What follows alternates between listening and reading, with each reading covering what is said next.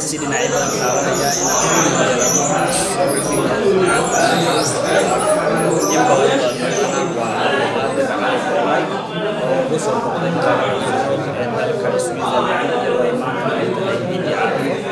wareenkii ayaa waxaa ku soo weeraya telefishinka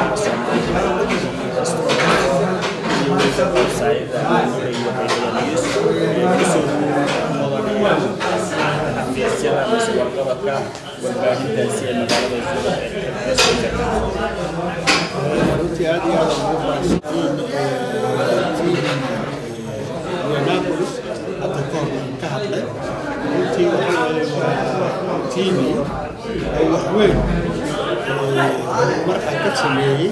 dhinaca horumarinta afka Mayri taas horteeda waxa waaye waa mid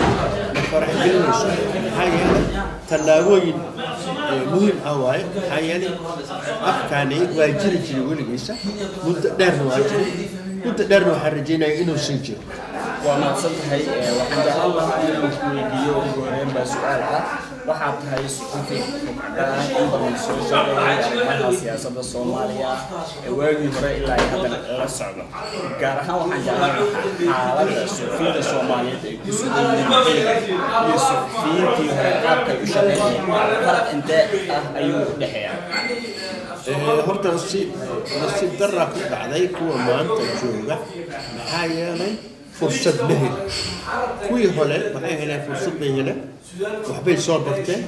aniga in la hadlaayo waxaan suxufinimo ku soo qaatay Talyaaniga waxaan ku soo qaatay Ciraaq waxaan ku soo qaatay Tunis waxaan ku soo qaatay meelo badan ayaan soo maray fursad dahabi ah ayaa jirtay ayay dawlad Soomaali oo dhalatayba aan la kulmin laakiin si darro suxufiyiinta maanta jooga waxay la kulmeen dal Soomaaliyeed oo burbur taasoo ay burburiyeen dad wax magarad qofka wax magaradka ana hadii hoggaan isqabto ama meel iskuul iska noqdo waxaa iska shaqaynayaa sidii ninka suxufiyigaas u baabinaya ayay suxufiyiga maanta joogo wuxuu sheegayaa runtuu sheegaya cadaaladda ay toosina laakiin nimanka markaas ama qofka wax magaradka wuxuu had iyo jeer raadinayaa inuu ka hortago horumarka ninka suxufiga ah inuu dadka gaarsiiyo danta guud ahaan u gaarsiiyo oo ka shaqeeya laakiin waxa iskurtaagaya dadka aan wax garadka ahayn kaliya ay soo ayay suxufiga wax weyn ayuu ka qaban karaa horumarinta bulshada iyo dhaqaalaha وأنا هتصدقني الصحفيين أنت بدن واجن حليدا جرا وحي شغال الصحفيين في الوراء إلى الأحيان ذات جار شقة يستمسك شقة ويسن يقول به كريم مسائل الصحفيين حرة وحي ربان مسو وحي رسمها وجرو مشي يجرين أيام واجن دنبا أيا وحي سكور كان صحفيين اللي يهين صحفيين حرة صحافة حرة وحول بوي ركنا شيئا أنت سيما أمسنتي واجيني صحفيين تهدان واجي هراء الدولة هراء صحافة حرة ما هي أردت صحافة تقول لي حرب إسكاهات لكن حتى يجربه ما من هدو يجرب ما من كمركز الحكاية شيبتي معناه هذي وحواية إنك صحفي قاعد مركب ما من الحكاية معناه هذي وحواية الدولة والحكاية دولة دينا ما أقول أي واحد شيء حيالي حرنمة وطام مجري ما دام ذلك أبربري صحفيين تحدوا وحي فرصوا أهلين إنه وحي الرمان شيئا لكن وحلو باين صحفي قلب تجيسي إنه إسكا إلاليه مركب وحشيء إنه وحشيء إنه خطه وحصاص أنك وحن كنت مالي جرني صحفيين تنهري إنا عدينا صوفت عن كهلا يورح عن شيء جدا وكاي ما دام حليدا عندنا صحافة الصومالية قابك كشقيسو قابك ورق وباهية لما تيفي إذا مستقرية شما سويت ساجدة أنا سعودية محاد إسلام هاي سوفيت وإي كوكل دين وحاس وحاوبهنا لهذا إلا سوفيت وحان لها سوفيين هل شيء وكوكل دين كوكل دين سافل البود معها إنا نقوى وحين رمى إنا الشيء معها waxay sheegayaan inay noqoto wax oo soos leh markii wax sooska ay sheegaan ay taabtaan xubinta ama meesha oo bogto dadku waxay u sheegi karaan wixii dan ah oo guud ah laakiin wixii dan guud aan ahayn ayna iska ilaaliyaan oo dan gaar ahaaneed ayna noqonin suxufiyiinta waa tahay arrintaasi suxufiyiinta iyo saxaafadda markaan kasoo gudubno caawa barnaamij ciyaarta jaaliyadda soomaaliyeed ee dalka Switzerland ugu qabatay magaalada Zurich oo ugu sheekeynaysay xaaladda Soomaaliya waagii barasamaadkii ilaa iyo waagaana dadkii kasoo qayb galay qaar ka mid ah gaar ahaan nin la yidhaahdo xaaji maxamed abow ayaa waxa uu soo jeediyey fikir ahaa dowladdan hadda la helay waa inay ka dhigis ay ku samaysaan Soomaaliya dadka Soomaaliyeed arrintaasi adigu ma aaminsan tahay sideed u aragtaa qaabkeen suuragal ay ku noqon kartaa in Soomaaliya xilligan hubka laga dhigo horta wax walba waa suurtagelaysaa maxaa yeelay waqtigan xaadirka ah suuragal ma noqonayso wax haddii la rabo in hubka la dhigo waxaa loo baahan yahay in amniga la sugo markii amniga la sugo markaas ka bacdi ayaa uruus la geli waa tahay waxaa noo sheegtay waagii gumaysiga mar aad ka hadlaysay nin lagu magacaabo maxamed jaamac urdoox in dowladdii ingiriiska uu maaragtay warqad u qoray oo uu leeyahay maaragtay Soomaaliya oo dhan waa in maaragtay la midaysi loo helo Great Soomaaliya waa in oo maaragtay aad sii joogtaan iyo erey kale waayahan dambena dadka reer waqooyi waxaa la arkaa inta badan inay ku doodayaan mise ay rabaan inay yihiin dad Soomaali ka go'ay oo Soomaali midnimadeeda aysan iyagu rabin labadaasi qodob oo caawa aad soo daliishatay sidee isu qabtaan sidee soo waragtaa xilligan horta runtii Soomaaliya mid hal ogaado waxaan sheegay Soomaaliya waxa weeye ul iyo diirkeed ma kala go'i karaan Soomaali ma kala go'i karto laakiin waxaan leeyahay urdoox markuu 1948 markuu warqadaas dhigayay wuxuu sheegay in Soomaaliya 95% inay isku waafaqsan tahay inay midowdo waa tahay waxaan jeclaan lahaa su'aalihii ugu dambeeyay in qaarkood aan ku weydiiyo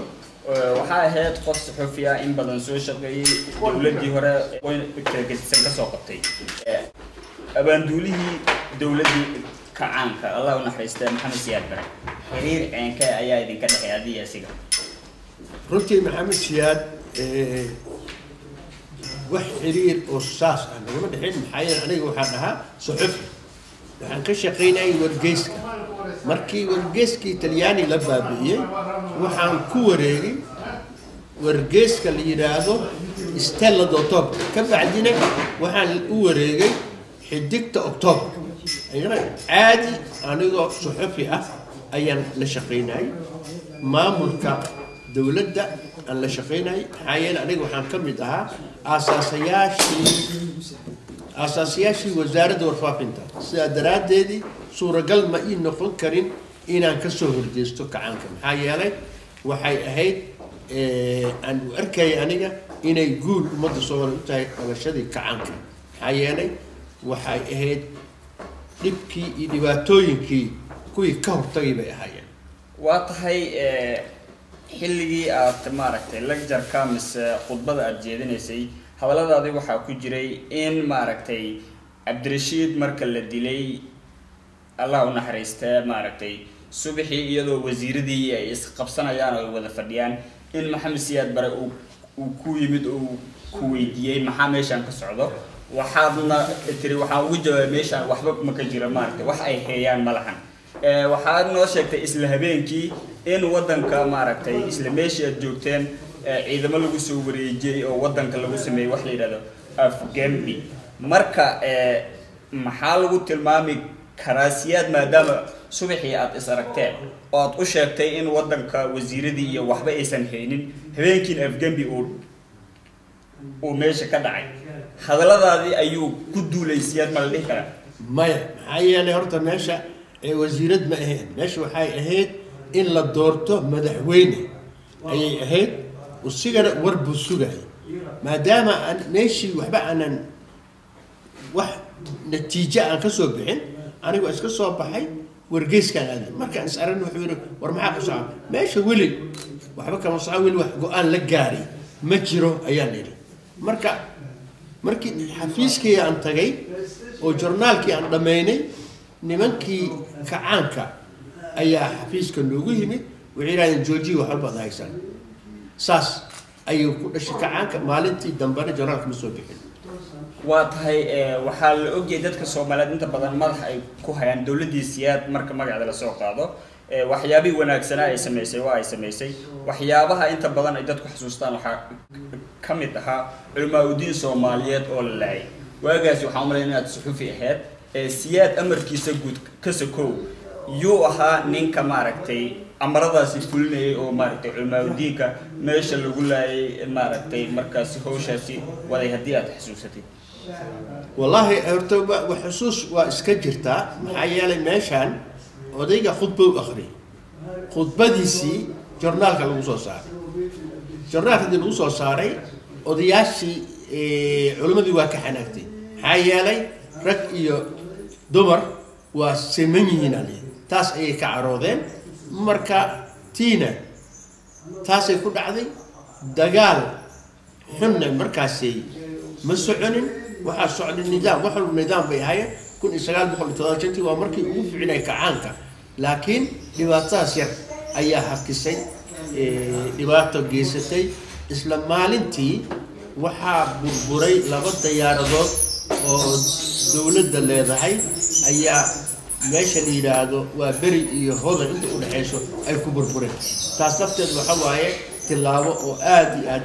oo u khaldaneed bay ahayd ugu dambeyntii ummadda Soomaaliyeed maadaama muddo yar ka hor ay heshay dawlad Soomaaliyeed oo ku meel gaar ahayn maxaad ugu baaqi lahayd maxaad u sheegi lahayd maxaad kula dardaarmayd ummadda Soomaaliyeed guud ahaan ummadda Soomaaliyeed waxaan kula dardaarmi lahaa ummadda Soomaaliyeed waa soo dhibtootay 22 sano dawlad la'aan bay ahayn ku meel gaar bay ku maadaama sanadkaani ay tahay sanadkii dib u soo noolaynta qaranka Soomaaliyeed waxaan kula ballamaya ama lagu baaqaya in taageero buuxda la siiyo dawladdan cusub iyagana waxaan ugu baaqaya inay cadaaladda ilaaliyaan intaas oo soo gabagabnay aad iyo aad buu mahadsanyahay kaasi wuxuu ahaa suxufi Mr. Ruqada Abduqaadir Cali Boolay oo xilligan ku sugan magaalada Zurich ee dalka Switzerland oo u waramayay jaaliyadda Soomaaliyeed oo halkan gaar ahaan asigoo wareysi siiyay telefishinka Somali My TV iyo S24 iyo waliba website-da Amaan Nuur iyo Baydo News aad iyo aad baa